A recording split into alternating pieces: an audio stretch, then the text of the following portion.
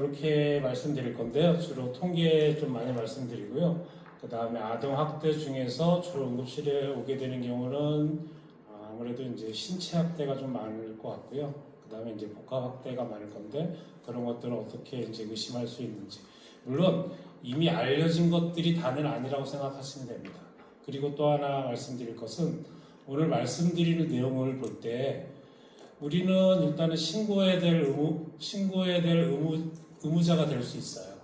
그 다음에 그랬을 때 우리는 의심을 하는 사람이고 나머지 판정이라든지 추후 관리는 정해져 있는 기관이 있다. 이렇게 생각하시면 될 것 같습니다.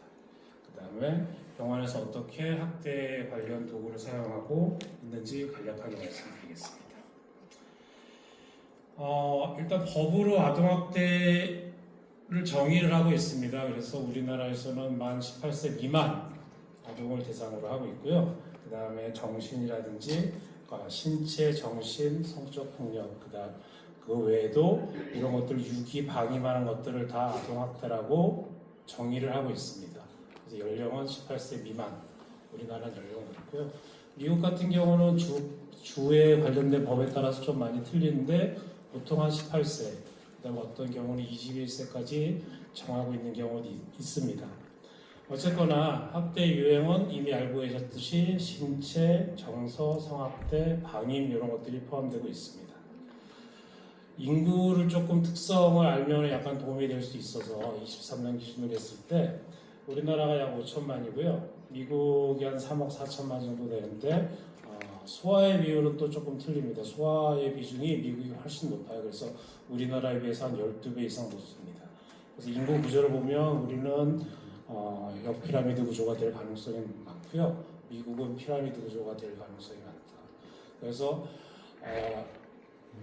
우리는 지금 성인, 그 다음에 노년층이 많고 소아가 너무 적은 것들도 역시 마찬가지로 우리가 아이들을 예쁘게 아주 그 다음에 신중하게 잘 키워야 되겠다 하는 이유도 하나가 되겠죠. 요즘 드라마 참교육을 많이 보셨을 텐데 이런 아동학대에 관련된 것들을 악용하는 아이들은 또 오늘 논지에서의 또 제외사항입니다.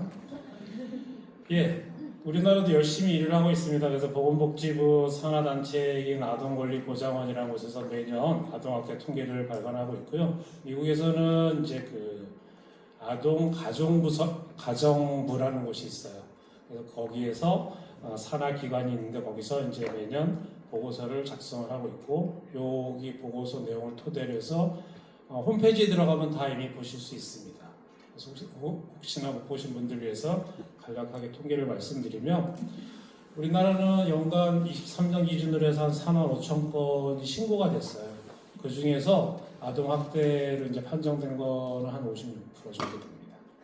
그래서 가장 많은 학대는 일단은 정서학대가 좀 많고요. 그 다음에 많은 거는 신체학대.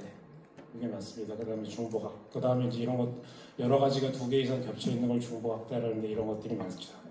미국 같은 경우에 있어서는 연간 한 400만 건이 매년 이렇게 비슷한 수준으로 신고를 하고 있고 이 중에 한 우리보다 조금 퍼센티지는 조금 낮지만 거의 한 50% 가까이 46% 정도가 아동학대로 판정이 되는데 우리나라가 좀 틀리게 미국 같은 경우는 방임, 니글렉트가 제일 많은 퍼센티지를 차지하고 있습니다. 그 다음에 이제 2개 이상 학대가 중복된 것들, 단일 학대로는 방임이 제일 많고요. 중복 학대가 한 50% 정도 차지하고 있다. 그래서 이제 미국은 소아 인구 건당으로 보면 우리는 1000명당 한 6.5건 정도를 신고를 한다면 미국은 1000명당 58건으로 상당히 우리보다 많은 9배 이상 신고를 하고 있고 실질적으로는 그거보다 훨씬 못 미치게 판정은 되고 있지만 미국은 우리나라에 비해서 조금이라도 의심이 되면 신고를 많이 하고 있다. 이렇게 생각하고 계시면 될 것 같습니다. 주로 이제 어떤 아이들이 많이 다치느냐를 보면 골고루 다치는데 우리나라의 특성을 보면은 나이가 많으면 많을수록 학대로 판정받은 애들이 많다. 어린애들은 좀 낮은 비용으로 포션을 차지하고 있다. 우리가 오늘 얘기했을 때 이제 아동학대를 할 때 자기 의사 표현을 못하는 애를 만 4세를 기준으로 한다면 4세 미만에 해당하는 아동학대로 이제 확인된 애들 한 10% 정도 해당됩니다. 그러면서 우리나라는 이제 의사소통이 많고 자기 주장이 많아지면서 이제 청소년 청소년 중고등학교 때까지도 꾸준하게 아동학대로 신고하는 경우가 많다. 이 부분이 아마 이제 참교육의 모티브가 되지 않았을까 하는 생각이 드는데 나이가 많다. 반면에 미국 같은 경우는 4세 미만이 월등히 많고 1세 미만이 압도적으로 많다. 이렇게 보시면 되겠습니다. 물론 나이가 진행됨에 따라서 있지만 점점 그 비중은 줄어든다.